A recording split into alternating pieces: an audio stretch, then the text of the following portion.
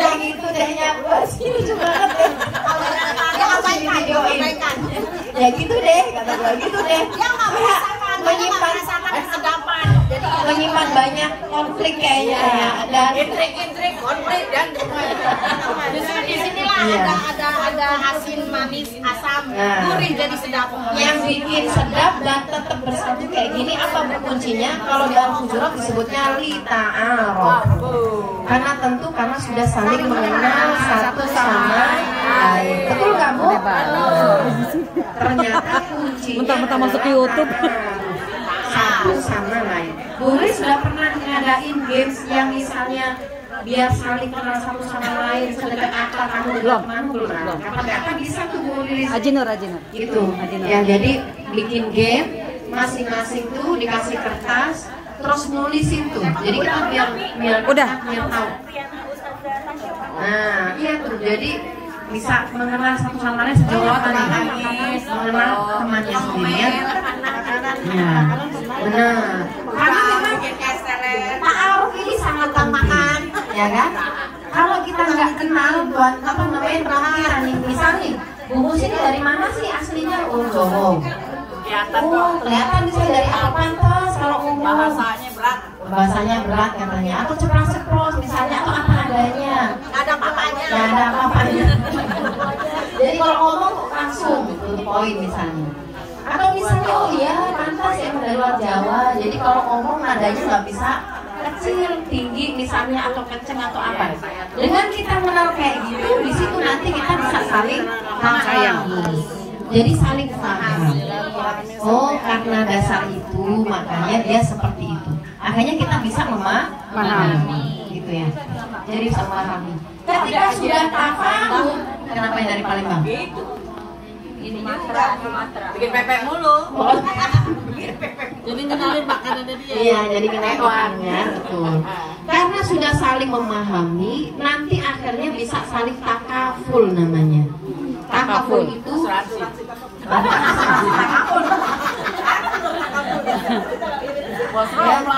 bisa saling apa? Senasib sepenanggungan, merasakan satu nasib sepenanggungan. Bisa saling gotong royong, merasakan saling menanggung beban. Jadi kayak misalnya ada saudara yang kena musibah, kita juga ikut merasakan sedihnya. Paling tidak kita mendoakan, ya kan?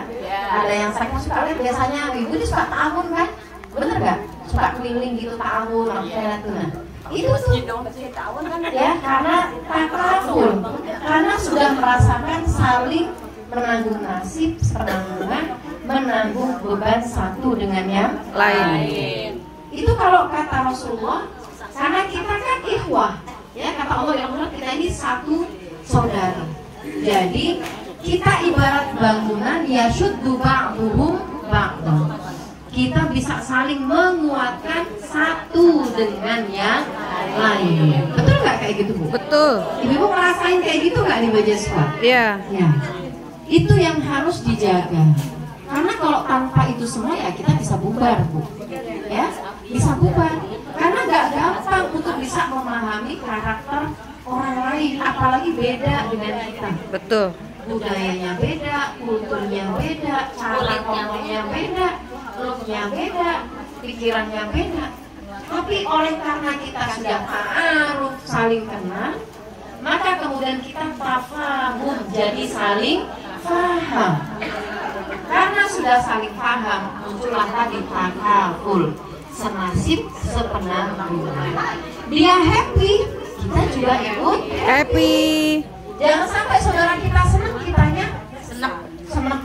Ya, kemudian muncullah julid tadi. Dengki biasanya. Dengki, iri akhirnya jangan. Syirik, ya, syirik dan segala macam. Saudara kita kesulitan, kesusahan, merasakan kesedihan, nggak boleh kita kemudian kegirangan di atas kesedihannya. Kita harus berempati kan gitu ya. Paling tidak nauin diri. Dia lagi sedih. Udah HP, bercandanya jangan berlebihan, kelewatan di depan dia. Paling enggak empati. Iya, empati kita yang ditunjukkan. Gitu ya. Karena kelewatan putar balik ya Bu Haji ya. Bisa aja Bu Haji ya. Dan itu harus sama-sama dipahami satu dengan yang lain. Maka di surat Al-Hujurat tadi Allah sampaikan lita'arofu. Ya Bu? Selanjutnya inna akramakum indallahi atqakum. Sesungguhnya yang paling mulia di antara kalian di sisi Allah itu yang paling bertakwa. Ini kayak gini Bu, yang dilihat Allah itu bukan wajahnya. Siapa yang paling muda? Enggak, itu yang dilihat. Siapa yang paling mulus kulitnya? Enggak dilihat. Siapa yang usia paling sepuh? Bukan itu yang dilihat.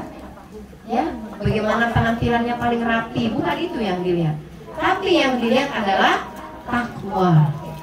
Dalam riwayat hadis Rasul menyampaikan Allah itu nggak melihat ke wajah kalian, tapi ngelihatnya ke hati kalian. Jadi kalau kita ingin berlomba-lomba misalnya, ya normalnya manusia nih ngumpul banyak orang, biasanya dipikirin gimana caranya penampilan kita paling rapi, gimana caranya look kita paling bagus, ya gimana caranya misalnya paling fashionable, misalnya gimana aksesoris kita apa segala macam. Maka kalau kita orang beriman, yang harus kita pikirin, kita harusnya mau jadi yang paling baik itu di sisi Allah Subhanahu wa Ta'ala. Maka yang perlu disiapkan adalah ketakwaan kita. Itu ya Bu. Jadi yang dicek sebelum ngecek, ini udah pakai bedak belum, udah pakai sunscreen belum, udah pakai eyeliner belum, udah pakai lipstick belum. Yang mesti dicek, disiapkan pertama itu hati kita. Ya. Nanti datang ke sana, hati kita mesti hati yang lapang. Itu yang mesti disiapkan. Disiapkan salamatus sadarnya, hati yang lapang. Biar nanti kalau ketemu teman-teman dan segala macam gak gampang kesinggungan, gak gampang baper, ya. Iya, biar nanti bisa sejuk menyejukkan, kata Ustaz Agus. Ya. Nah, bukan sesat dan menyesatkan, kata Ustaz Agus. Hatinya disiapkan, ya.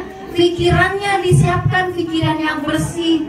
Biar ketika nanti datang ketemu banyak orang, bisa jadi kita melihat hal-hal yang gak kita inginkan, kita ngerasain hal-hal yang gak kita pikirkan sebelumnya. Tapi karena pikiran kita lapang dan bersih, kita jauh dari yang namanya prasangka. Jadi gak gampang suudzon, ya Bu, gak gampang mikir yang macam-macam. Yang disiapkan lagi lisan, butuh apalagi tuh, ya. Jadi kalau mulut di luar terlihat manis dipakein gincu, ini lisan yang di dalam yang nggak kelihatan, Bu. Itu harus lebih utama, Bu, disiapin lebih dahulu. Sadis ya. Kenapa? Karena ya dia nggak bertulang ya, Bu. Tapi luar biasa. Kalau nggak bisa kita kontrol atau kita kendalikan, wah, dia bisa melukai lebih dari pisau tajam. Dia bisa membunuh lebih dari samurai tajam. Ya, dia bisa menusuk lebih dalam dari tombak. Akibat apa? Karena afatul lisan. Ada yang namanya afatul lisan. Penyakit-penyakit lidah. Ya. Kejahatan-kejahatan lisan itu yang harus disiapkan. Mau datang kemanapun, lisan yang mesti disiapin. Ya, jangan sampai menjadi seorang muslim, ya lidahnya ini nggak bisa diatur, sehingga baru juga ngomong satu huruf yang tersakiti satu jamaah. Nah untuk bila juga mangap, belum bunyi loh, baru mangap gitu ya. Yang terkapar, yang terkapar udah satu ruangan. Alhamdulillah, ya. Jadi dijaga. Kenapa yang Allah lihat adalah atqakum, ketakwaan kalian. Jadi ketakwaan kita. Siapa yang paling bertakwa itulah yang paling Allah lihat. Nah, di sini saya sambungkan nih Bu sama slogan yang tadi nih. Beberapa indikator ketakwaan yang bisa kita upayakan bersama. Ya, dalam bingkai tadi, karena kita udah tagline-nya tadi Bhinneka Tunggal Ika, Indonesia banget. Biasanya ada beberapa tagline lagi nih, ya. Salah satunya misalnya ingarso sungtulodo. Itu apa sih artinya? Artinya apa, Bu? Apabila ada di depan, apabila di depan, maka menjadi contoh teladan. Apa tadi bunyinya? Ingarso sungtulodo. Kalau ada di depan, berarti jadilah teladan, contoh yang baik. Sekarang kita buka Al-Qur'annya. Kalau konteks yang tadi, kalau di depan dia menjadi contoh atau teladan yang baik. Mungkin konteksnya umumnya biasa kalau kita jadi pemimpin gitu ya. Kita jadi pemimpin, kita jadi orang tua, kita jadi apa lagi, Bu? Misalnya kalau kita di depan tuh public figure misalnya ya. Orang yang memimpin lah, orang yang ada di depan. Maka harusnya dia menjaga akhlaknya karena pasti dia menjadi contoh gitu ya. Dia akan dilihat oleh orang lain. Ayatnya 125. 250 ya. Ayat 125. 125 250. Ya, apanya tuh 250? Harganya kata Jipi. Satu kan 25. Ya, 125 kalau 250 benar. 125 ya, Bu, 125. Udah ketemu, Bu? Udah. Nah, konteks Al-Qur'an ini disebutkan bahwa setiap kita itu, Bu, adalah pemimpin. Betul nggak? Kan Rasulullah sampaikan ya, kullukum ra'in. Setiap kalian itu adalah pemimpin. Jadi mau gimana pun kita, Bu, pasti tingkah laku kita, unggah-ungguh kita, ucapan kita itu pasti dilihat banyak orang. Jadi kita ini pemimpin, kata Rasulullah. Maka karena kita pemimpin, wa kullu ra'in mas'ulun an ra'iyatihi. Setiap pemimpin akan diminta pertanggungjawaban atas yang dipimpinnya. Dari sini Allah sampaikan ud'u ila sabili rabbika bil hikmati wal mau'izatil hasanah wajadilhum billati hiya ahsan inna rabbaka huwa a'lamu bima dhalla 'an sabili wa huwa a'lamu bil muhtadin. Kalau dalam pandangan Islam, Ibu, kita ini pasti jadi pemimpin. Kita ini pasti menjadi dai, duta bahasanya. Ya, kita ini pasti jadi duta, setiap kita. Kenapa? Karena di tempat kita masing-masing itu ada orang-orang yang ada di bawah kita. Contoh nih, kita cuma ibu rumah tangga, tapi kan di bawah kita ada anak kita. Bener kan? Kita di dalam keluarga, saya cuma anak biasa kok. Tapi di keluarga kita pasti itu nanti kita punya saudara yang juga pasti akan melihat kita dan lain sebagainya. Maka kita, setiap kita disematkan oleh Allah pasti akan jadi orang yang di depan, mau dimanapun kita berada. Ya, yang mana tugas kita sebagai duta pasti mengajak kepada kebenaran. Dan salah satu jalan atau cara terbaik, kata Allah, ud'u ila sabili rabbika bil hikmah. Ajaklah orang lain, ya, dakwalah, serulah orang lain ke jalan Tuhanmu dengan hikmah. Para ulama menyebutkan apa sih arti hikmah? Di antaranya mereka menyebutkan hikmah itu dengan menjadi teladan yang baik, menjadi qudwah hasanah, menjadi contoh yang baik. Gak usah nunggu jadi pimpinan majelis taklim untuk kita harus menjadi pribadi yang baik. Enggak usah nunggu. Apapun profesi kita, mau apapun jabatan kita, status kita, kita tuh udah di depan, Bu. Kita ini sudah menjadi duta. Ya, kita ini menjadi dai. Yang tingkah laku kita, ucapan kita itu bisa jadi menginspirasi banyak orang tanpa kita sadari. Maka yang harus diperhatikan bil hikmah tadi, pastikan kita menjadi contoh teladan yang baik, ya kan?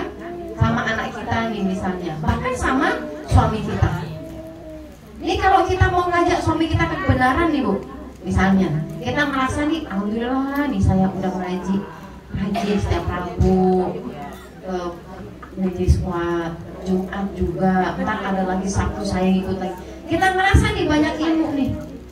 Ya, biasanya nih kalau kita lepas kontrol mendadak udah kayak berasa ustazah aja tuh di rumah ya.